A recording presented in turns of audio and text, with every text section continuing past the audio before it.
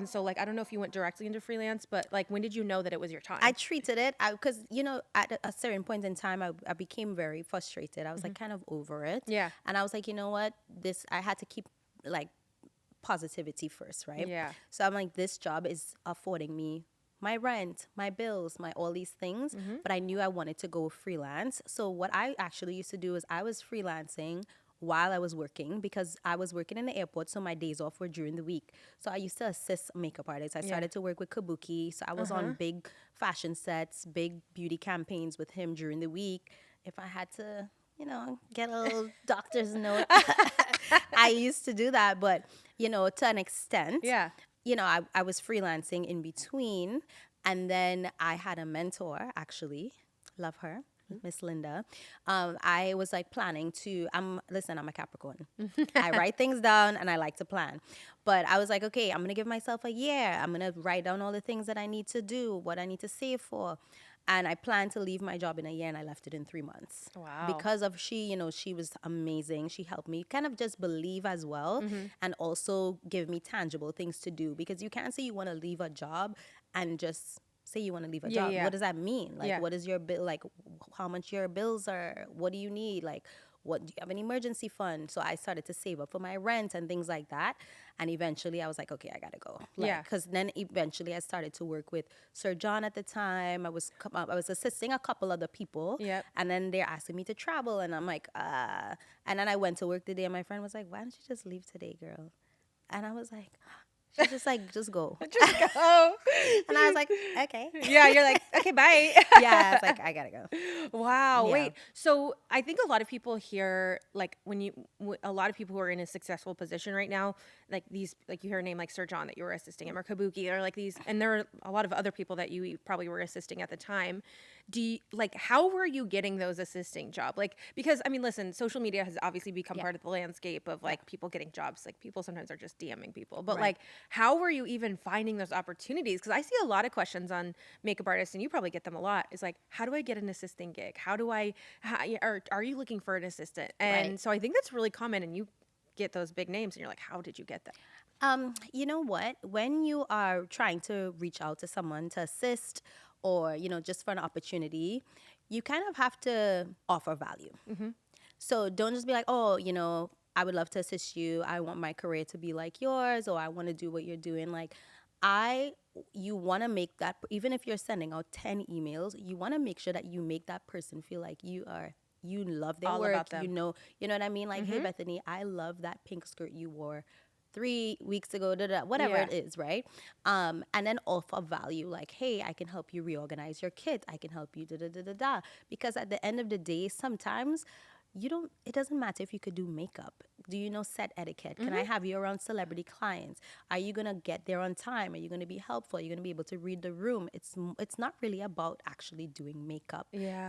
It's about, is this someone I can trust around my clients? And I think that's what I became for a lot of people. And that's why I was highly requested and people wanted me around, is because it's not necessarily about being a good makeup artist. Obviously, you're going to have to learn to do some makeup. Yeah. And you're going to have to do it well. But it's way more than just that. Yeah. You know what? That is very similar to something. Our first episode was Etienne Ortega. And I kind of asked him just about people asking about celebrity clients, because he's got a lot of like obviously A-list celebrities. And he said kind of something very similar, which is like, he's like, it's not just about makeup, it's a platter of things. Yes. And so you're the second really successful makeup artist and creator and all the things, right? But a person who has said it's not just about makeup. Yeah. It's, you have to figure other things. You have to find a way to learn things. Yeah. And being open. When I first got started, I weirdly had some weird success because I worked for the Jonas Brothers, and which is wild when I was 22, but like for the first couple years. But that was the thing. I was very open about who I was, and I knew that I was like, had this chance, but I didn't know what I was doing. Like truly, that's why I said sometimes you do have to fake it till you make it. Yeah. But I remember when I would meet other people, who were either like glamming other people who were at our studio or whatever, I would say, listen, I'm new. I'm learning. I want to learn from you. I'm not here to steal any jobs from you. Like I truly, because that was the thing back then. Yeah. And I'm sure it is still now, but like I just want to learn from you. Like truly, I know you can give me just even valuable experience on set, watching you work, whatever Yeah. it is that I need to do. Like, I just want to learn. Like, I'm green and Yeah. I want to learn. And that helped me a lot because people were like, oh, you're genuine. Like, you're not here to steal my job. You're not here to like Right, write things down. exactly. It felt very like, and I learned so much through that. Like, I remember Oh, I yeah. learned how to do men's grooming because the Jonas Brothers groomer, who's still with her with them these days, she's been with them for like all Wow. these years. She taught me everything she knew. She was so great because she was like, yeah, I can tell you're like genuine and you just want to learn. Yeah. And I'm gonna tell you, so I like learned everything about men's grooming back Yeah. then, and I was like, wow, how else would I have gotten that experience? Yeah. You know? People will always realize that you're an asset just based on not just the work, but Yep. who you are as a person, Yep. and just having you around is my first big opportunity. I don't know if you're going to ask me Ooh, I wanna about know. this, but I was at work at Mac in the airport, JFK. I was there by myself. The store was so dead. I got an email from Kabuki's team asking me to do Fashion Week. It's like a fashion show, Yeah. my first one ever. And I literally fell behind the I fell behind the counter. I was crying. I was like, yes, Lord. And then not even 10 minutes after, they messaged me and was like, oh, actually, the model count has been decreased. We don't need you anymore. Let me tell you something. No, ma'am. Yeah. I said. I was like, well, if you still need extra hands, I will happy to still come to Yeah. the shoot. I mean, not to the shoot, to the show. And they were like, okay. So I was there, and I probably was the only makeup artist that day that was not paid because I volunteered my time. And that's important. Like, obviously, you got to get paid. You got to, in this economy. But they saw that in me. And then after that, I was doing, 10 to 12 shows a season, Milan, Paris.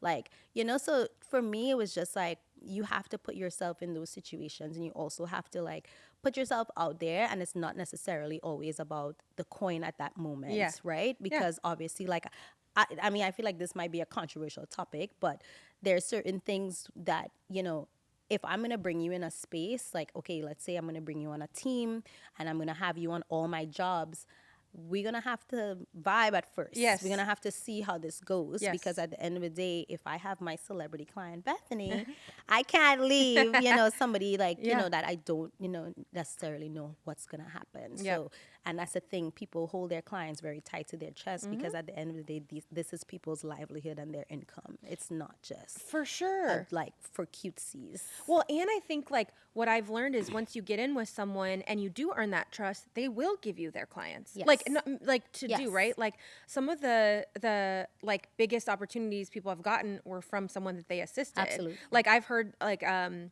lot of people were like even like Kardashians, Kardashian stuff that like broke their career was because someone was like, "Oh, you're my assistant. Can you go do their hair? You've Yeah. earned my trust. I love you. Yeah. I know you can do this." And then they go and then they explode because Yeah. they've like earned that. So I think it is more about like building trust. People are willing to share, but you have to have that trust with someone before Absolutely. you're just gonna go, whoop, come in, take whatever, what like I think that's a big thing. And actually even when you were saying, like when I was saying I was assisting too, I found that the more I assisted, the better I got it. Obviously, which sounds silly, but like, on your oh my feet. gosh, like I would be like, oh, I could anticipate people's needs. Oh, and I have to listen to whatever is going on his side, Yep. and then also pay attention. So Yeah. it was just like, Yeah. Yeah. No, and I think it's good to talk about this in the way the payment thing, because I will say, like, that is how I got my first opportunity too, was because I offered my time for free. People need to get paid 1,000%. Listen, absolutely. we're not, no one's saying like, oh, you should always just volunteer. But if you No. think that there could be an Volunteering is opportunity. not a thing. Exactly. Like where you're like, I'm going to go and I'm going to get experience from this. I'm going to meet new people and I'm going to kill it.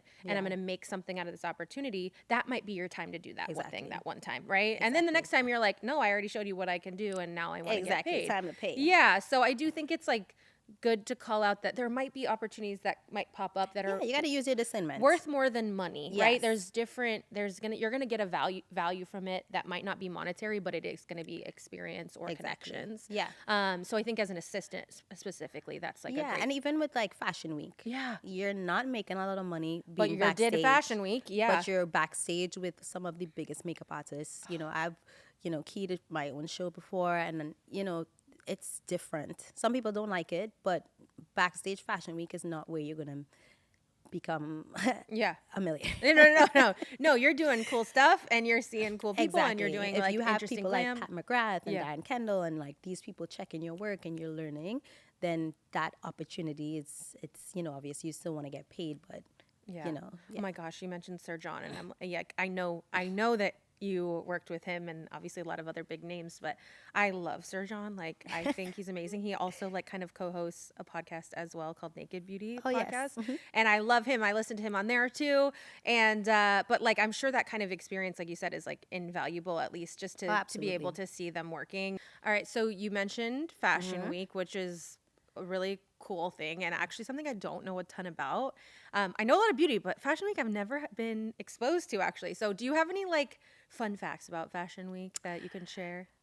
Absolutely. Okay, so when you're doing makeup, you can have anywhere between 45 minutes if it's chill and everybody and the model is early to maybe 5 to 10 minutes. Because if the model is coming from another show and there's no time, we are doing hair, makeup, nails at the same time. Oh my God. Yes. And then once you do that makeup, and you're not, just because you have a little bit of time doesn't mean the makeup is, they'll be like, okay, it's fine. Yeah. It still has to be on point. So once you do the makeup, you have to have your makeup checked by the key. So your makeup is being judged by these huge people. Oh my so gosh. they're like, once you get someone like, let's say Pat McGrath to be like, yes, darling, I love the makeup. You're they're like, okay, but sometimes you're like, okay, and it's never a bad thing, but sometimes they'll be like, okay, fix this, fix this. yeah, this. they'll see like one thing that they Yeah, want. but it's Okay. nerve wracking to be like, because you're standing, let's say you're the key, you're standing with your model, and everybody else is standing with their model. So now you're getting feedback in front of everybody. Oh, God. So it's kind of like, in school, like, okay, check my homework in Yeah. front of everybody. So yeah, it's very nerve wracking, but The it's very pressure's on. exciting. Not a lot of people like Fashion Week because it's very crazy backstage. You have to put on sneakers and you have to run. You have to be on your feet. You have to work fast, and not everybody likes that type of environment. I enjoyed it, and I loved it, but. Yeah, it was a great experience. Yeah, and now obviously with your career, you're doing a lot of different type of stuff. So I see you, and I was telling you even before this, I'm like, girl, I don't know how you do it, because you do everything there is to do. You're a content creator, a really successful one. We've worked with you as a content creator in many different ways. Pandemic, we did virtual content. Yes, We've so hired you. fun. Yeah, we've had a lot of stuff that we worked with you with, because I love working with you. I appreciate you. But you also are still doing makeup and Yes. celebrity campaigns and beauty Yes. campaigns. So kind of tell me where you're at right now career wise. So exactly that. Okay. I am still very passionate about being a makeup artist. Yep. I love skin, so I spend a lot of time on campaigns, beauty campaigns, whether it's hair care, makeup. I am part of the Ulta Beauty Pro team, so some of the campaigns that you see in stores, makeup that I've done. I really love that. Of course, I have my podcast, and I do love to create content. Obviously, my content is kind of just like the podcast is the life of a makeup artist. It's very much geared towards beauty education. So it's kind of what I'm doing anyway. So I think that's why it works. It Yeah. sounds like a lot, but they all work hand in hand. Yeah. It's not like, oh, I'm doing this and then engineering on the side. You know what I mean? Yeah, Like yeah. it all works together. So right now it's kind of a balance of all of those things. And I really love it. You Yeah. know, I think definitely like, you'll find like I'll do a little bit of like art direction and producing. I do my own shoots. yeah, yeah, I'm yeah. actually I'm about to launch my own masterclass. So I'm Love really excited about that. Yeah. Just because people want education just Yes. taken to another level. So it's just the beginning of a lot of different things for me, but I love doing it all. There's none of it where I'm like, I wish I didn't have to do that. Like, Yeah. I want to do it all. Like, I'm really passionate about content. Are you hitting